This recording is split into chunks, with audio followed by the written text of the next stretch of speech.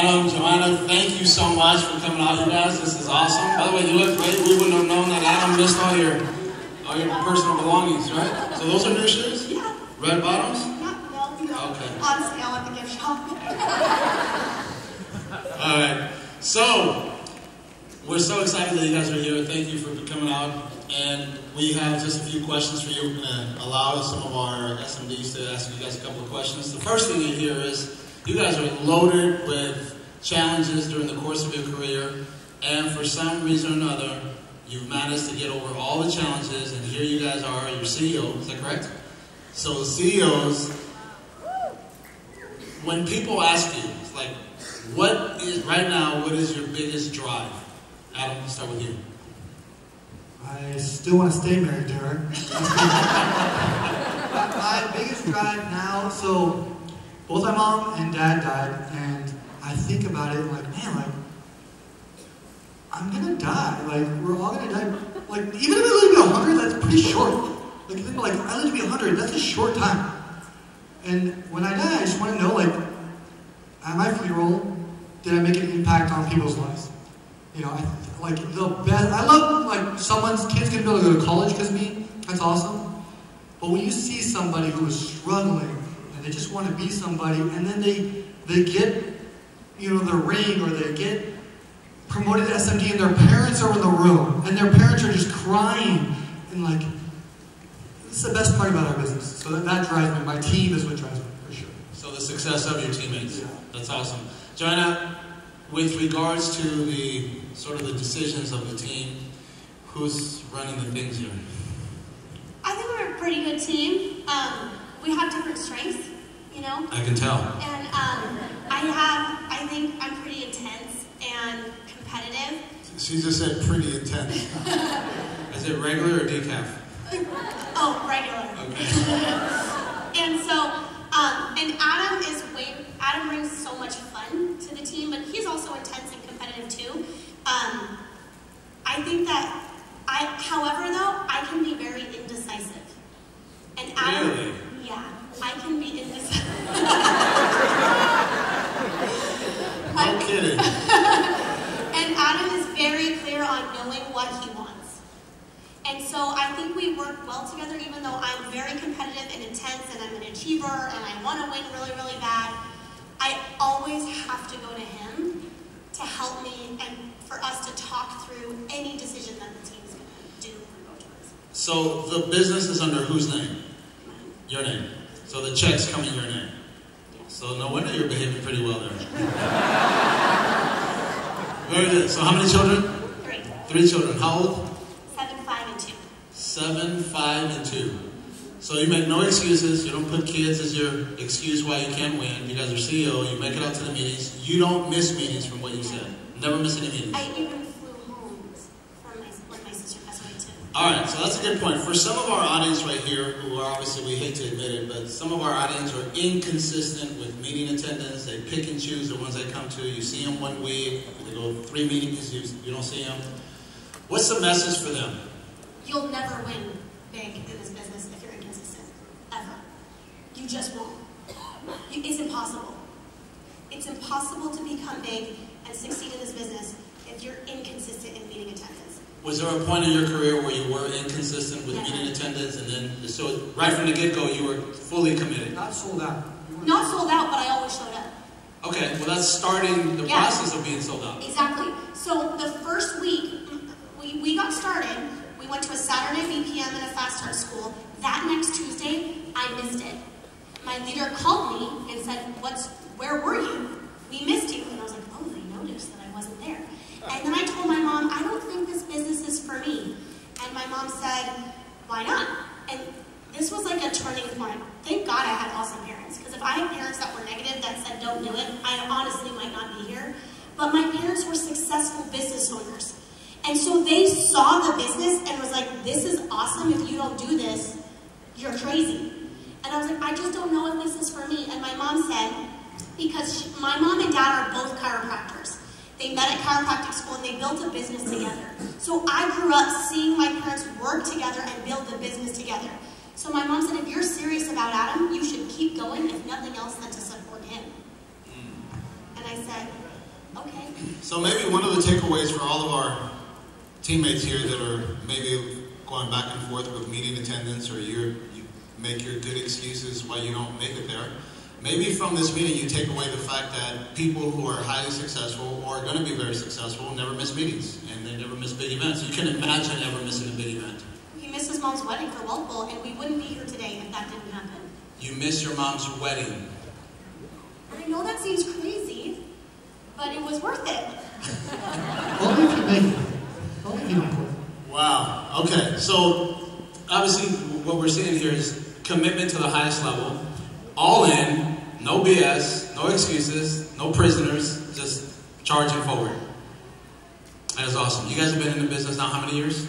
12 years. 12 years. CEO. What's your rolling 12 cash flow? $450,000, which you would have never been able to make at a job. There was no jobs. I worked at Pete's Coffee, so I probably could have had a shift lead role maybe. You work at Pete's Coffee. Not exactly going to be financially independent there. Wow. A couple more questions on mine, and then we'll open it up to the audience right here. Going forward, obviously your vision of your life has expanded. How so? So much. So, we want to have one more baby. I think. Can you make it a hotel room? No. We have 4. I guess we'll stay here tonight. And, honestly, I think the vision for me, what's really exciting is I just want to make more $100,000 earners faster, you know? So I think I see, you know, like an army of independent, licensed crusaders out there just on a mission to seriously save families' lives financially, but that are winning big, that are making $100,000, $250,000, $500,000, 7 figures, you know, like just, that's what I see. And then, like, going to Uganda this last summer, we got to go to Uganda with Jeff Levitan, and I started to realize that we all have different passions, right? And Jess just happens to be for kids, you know, kids in third world countries and helping them that way. But you've been given a passion specifically for you that you gotta go do. And when I started realizing that the person that you become, that this business creates you to become, is someone capable of going out and doing that stuff, right? Like I went to Uganda and I was like, I wished I was a nurse or a doctor in those moments because I could see people that needed medical care and all these things. I was like, man, I wish I like had a skill. And I was like, what's my skill? It's like building leaders. And guess what? Guess what governments, schools, families need? They need leaders. That's right. So we can take these orphans and teach them how to set goals and pour belief into them, just like you do with your teammates. And we started like teaching these orphans like how to set goals. And before we left, we're like, okay, what are your goals? And now we're all friends on Facebook and they share with us our goals. And one was to have a dance crew, so they have a dance crew and they're really good. Yeah, that's awesome. And just all these things. And so just the scope of what you can do. Adam, who's your hero? Just give me one. Okay, I would say that my hero is my mom. Your mom. Yeah. What's the #1 quality you extracted from your mom? Never giving up, for sure. Never giving up. Yeah, I mean, it was hard for me to learn how to shoot, like ride a bike, things like that. So when I came to this business, I did not expect it to be easy. I expected it to be really hard. And because I expected it to be really hard, it was never really that hard for me. I feel like people come in and they expect it to be really easy, and then they realize, oh, this is actually going to be hard, then they give up. And so I always knew where I was going. I knew that I'd make it. Johanna, who's your hero? My dad. My dad's my hero. Just the hardest working, most committed man that I know. A true fighter because he stayed in the mountains 2 nights. That's crazy. That's why Mexican people don't go to the snow. Or at least that's why I do. Just saying. SMDs, a couple of questions so we can have another mic, please. One other mic, we can roam around here. SMDs, any questions for you have a question? Go ahead.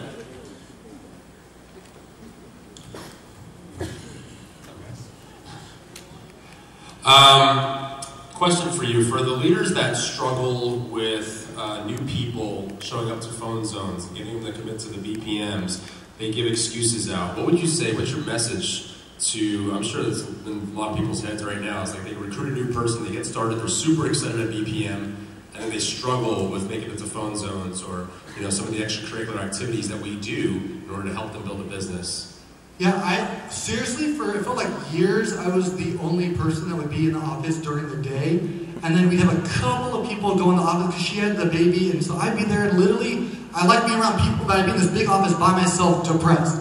I'm like, I should just go to like Pete's and go work there because I'll see people.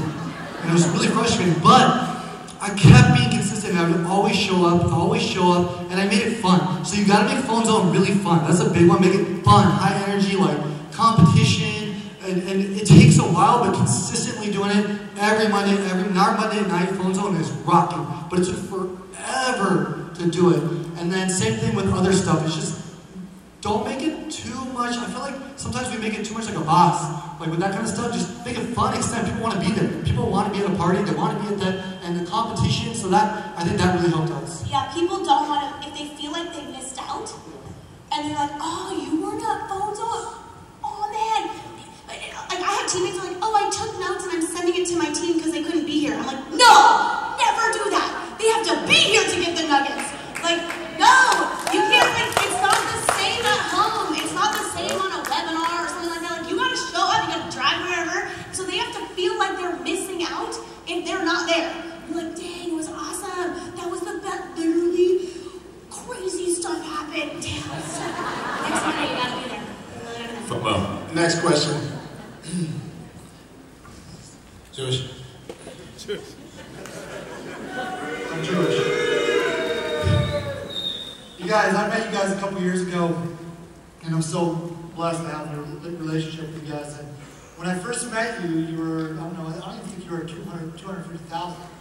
And these last couple of years, your income's gone up and your social media presence has gone up. How much has your social media helped you increasing your income and your business and your recruiting?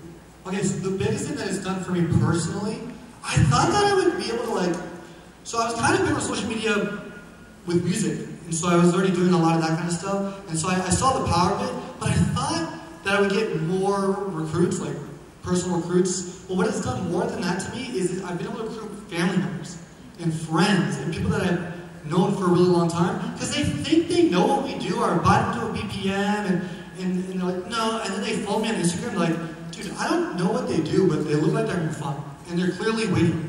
And so I get that all the time. I was at the car wash, and I saw this girl that, pretty good family friend, and she's like, and I've invited her a bunch of times, tried to make her a client, she's a business owner. She's like, what do you do?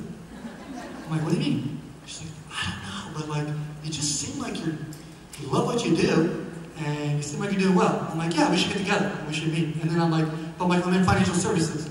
Oh, we need to talk, I want to set up something. I'm like, what do you mean you didn't know this whole time? Like, it's crazy, right? So I think with social media, it's not about a bunch of data stuff, it's just more about like showing your life, and you'll get a lot more people that you've been like friends, family, than ever before, I think. But don't expect to get like a ton of personal recruits that way. It's super rare, in my opinion. Thank you. The message there for all of you here is you got to make WFG look fun. I think too many of us right here, you make it look like a drag, you have a long face, you have a bad attitude, your energy's down. You got to make this thing look fun. You got to make it look exciting. You got to make it look easy. It's not easy, but you have to make it look easy. But it's not hard either. So I think of all of us here, if you just have a better spirit about you, I think you'll be able to attract with your personality, with the vibes that flow from you to the next person, they'll be able to be attracted. So that's so important. Sister? Hi. I wanted first, at convention you were my favorite speaker. At convention you were my favorite speaker because you mentioned you wanted to be a movie star, and this is where they gave me the opportunity, and I'm so grateful because now I have a movie star. Her name's Angelica. She's my sister. After today, I have a movie star sister. But my question is to you. I also have a sister that has 3 kids. Could you just tell us in a quick, maybe a minute or two, what is your daily routine with your kids? Yeah. So we do have a nanny for the little one, the 2-year-old. We have her 3 days a week because I know me, if I have her every day, I'll work all the time. And I have to actually force myself to not work to be honest. That's my natural tendency is to just do more and just keep working. And so, but I really want quality time with my kids and my baby, you know? Can I stop you there for a second, just for the audience?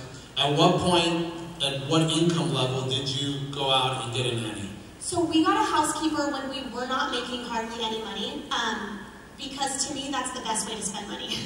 Like, I was like, I just need somebody else to clean my house. And so we did that probably once every other week. Like we got someone we could spend maybe like $80 twice a month when we had our firstborn, and we were only making about $50,000 a year, and that was just a housekeeper. But then as our income went up, then we increased her. It's the same one actually, and to once a week, and then it became 3 times a week. And then during the run, the CEO run, the last month, she's come every day because we really needed her. So at this present time right now, you have one nanny. How many days a week? Right now, 5 days a week. But I was just talking to her. I'm like, maybe we'll cut you back to 3. I don't know. I really like you coming at 5. But my daily routine basically is we have her to help, and then our older kids go to school. You know, they're kindergarten and 2nd grade. And so we're both up early in the morning, getting them ready for school. We have a good big breakfast together, pray together, because I'm not always there at night for dinner. And so to me, it's really important to have time with them, right? And so we have a good big breakfast. We take them to school. We're both in the office all day. I really try on Tuesdays to be home with the baby, and Adam's in the office. Adam's in the office Monday through Friday, and then I go out in the field at night, Wednesday, Thursday, Friday, and he runs phone zones Monday nights. So we kind of like tag team it. It's crazy. But it works for us. You look easy on Instagram. Does that help at all? Yes, yes. Couple more, and we'll let them go. SMDs. Not all at once, Ray. Mark Luther. How are you? Come on, man, step up so all this is For about 7 years, it didn't happen for you guys, right? I know how that feels. What advice you would give people that even this is their first wealth goal or their 5th wealth goal? You know, what was going through your mind then, and how did it keep you in the game? For me, I always knew where I was going. Like, so you get a wealth goal, and you're like, if you can do it, why can't I do it? And so I just saw it. I'm like, well, either I can try to get this shift lead job at Pete's Coffee, or I can make it happen. And I would see people that are like leaving being doctors and engineers. I'm like, if they're doing it, I really better freaking do it. And so there's just too much success. There's too much proof. You are on the best team. Like, one of the best teams has ever done it and ever will do it. You have too many examples of people winning. So you come to this big event and you're like, I'm going to make it here. I'm just going to make it. No matter what, I'm on the best team. It's like a miracle. It's a miracle that you're in this room and on this team. Don't blow it. Yeah, and I think that the same thing you're saying, the first wealth goal or your 5th wealth goal, if you're not where you want to be, forgive yourself and just get on track. Every day is a new day in business. As an entrepreneur, every day is a new day. So decide today's your day. Today is your freaking day, and you're just going to make it happen now. Does that make sense? And don't look at the past. Just where you're headed. Awesome. One more. Elena Bencourt, do you have a question? How do you get committed to this business? That's your question. I actually, you were my favorite speaker at convention as well, and I relate to you so much. We have 3 boys that are 7, 5, and 3, and so I haven't. Mike runs the business mostly, and I do all the back office stuff, the things that I can do remotely, and I do show up to Tuesday night weekends and Momentum Mondays and the big events. But how would you suggest transitioning into being more involved in the business? That's awesome that you want to do that. I would just suggest start going out in the field, like sit in as a trainee and watch appointments happen, or sit in on the one-on-ones or the fast starts. I love fast starting new recruits because that's where you really get to know your team, you get to know their dreams and their goals, and really get connected with the people on your team. And the more connected you get with them, the more you're going to want to move forward and just help them win. The other thing about the field is you really get passionate about what we do for families. You get to see it help. So that as much as you could sit in these appointments, like the real like work of the fast start and the one-on-ones and the field training appointments, what's going to happen is you're going to fall in love with it, number 1. But number 2 is you're going to realize this is really simple. I can do this. It's a simple presentation. They say the same thing every time. It's like, and then all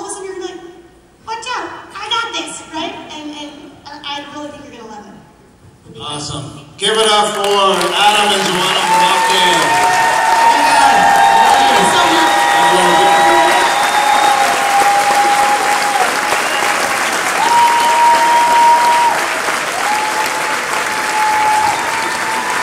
So Adam, Johanna, we have a little gift box for you guys here. And we have a coin for you. There we go. And we call it show up to blow up.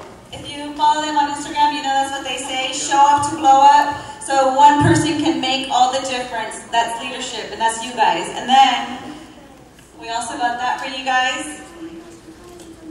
It says, if your actions inspire others to dream more, learn more, do more, and become more, you are a leader. And that's what you guys are. Thank you guys. We appreciate everyone.